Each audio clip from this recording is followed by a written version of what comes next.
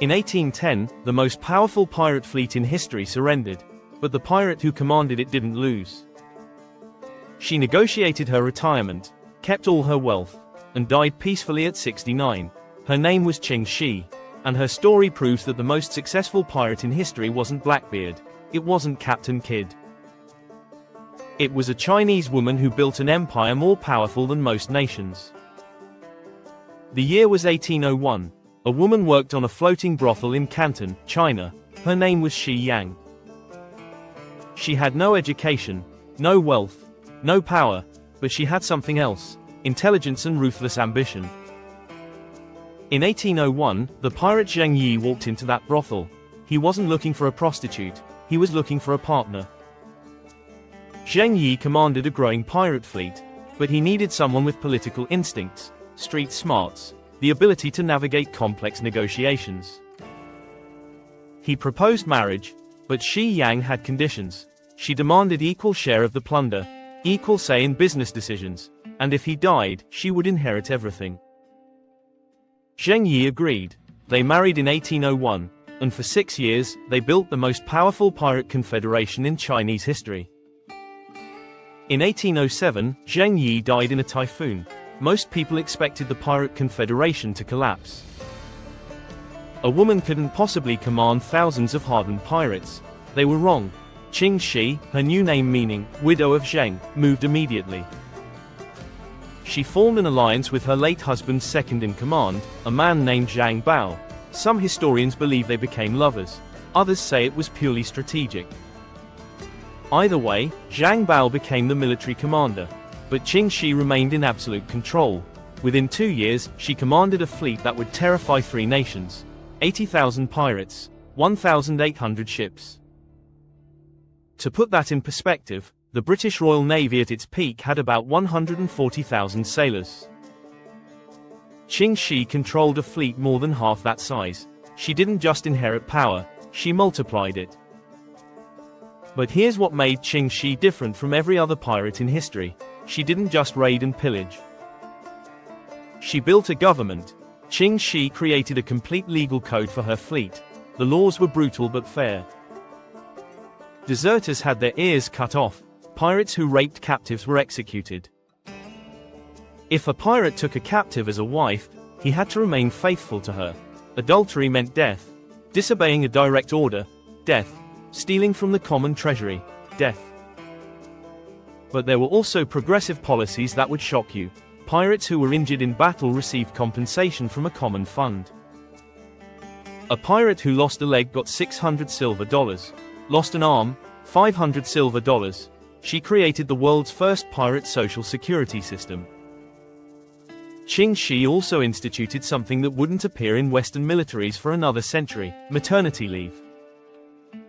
Female pirates and wives of pirates received time off and financial support after childbirth. Her empire wasn't chaos, it was organized crime operating at a national level. Ching Shih understood something most pirates didn't. Killing merchants is profitable once. Taxing them is profitable forever. She created a protection system that operated like a government. Fishing villages along the Chinese coast paid regular tribute. In exchange, her fleet wouldn't attack them. Merchant ships could purchase safe passage certificates. Display the certificate, and Ching Shih's pirates would escort you safely through dangerous waters.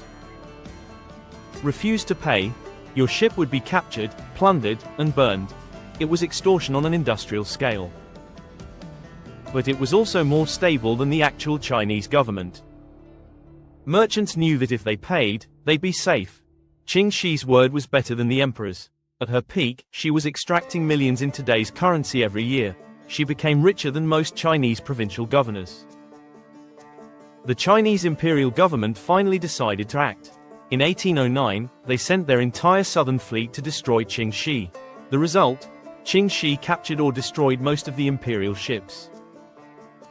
Chinese admirals committed suicide rather than report their defeat.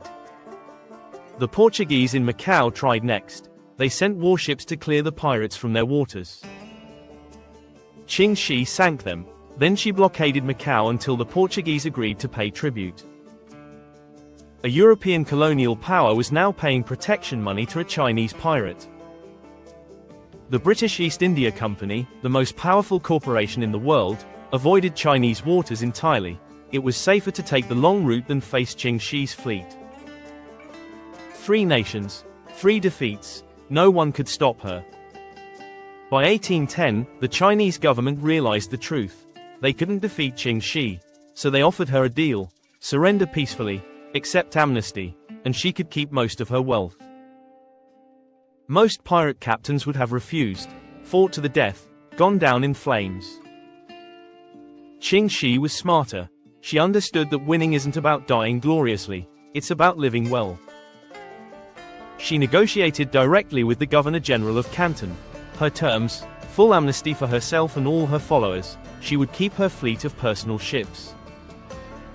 She would keep all her accumulated wealth. Zhang Bao would receive a position in the imperial military, and she would receive a noble title. The Chinese government agreed to everything. On April 20, 1810, Ching Shih surrendered her fleet. 80,000 pirates received amnesty, 17,000 joined the Imperial Navy. The rest returned to civilian life, and Ching Shih walked away from piracy as one of the richest women in China.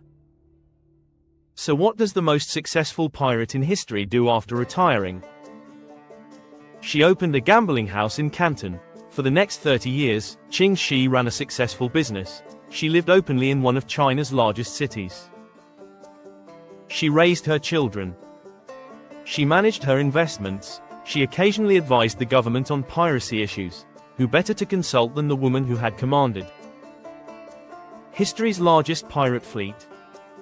In 1844, at age 69, Ching Shih died peacefully in her bed, surrounded by family, wealthy beyond measure, respected by society. Compare that to other famous pirates. Blackbeard was killed in battle, his head displayed on a ship's bow. Captain Kidd was hanged in London, his body left in a cage as a warning. Henry Morgan died of liver disease, broken, forgotten. But Ching Shih, she won. Ching Shih's story teaches something that most pirate legends miss. Success isn't about having the biggest guns. It's about building systems, creating laws, understanding when to fight and when to negotiate. She started with nothing, a prostitute on a floating brothel. She ended as one of the most powerful women in Chinese history. She commanded 80,000 men, defeated 3 nations, and retired on her own terms. The most successful pirate in history wasn't the one who died fighting. It was the one who knew when to walk away, and that's a lesson worth more than all the treasure in the world.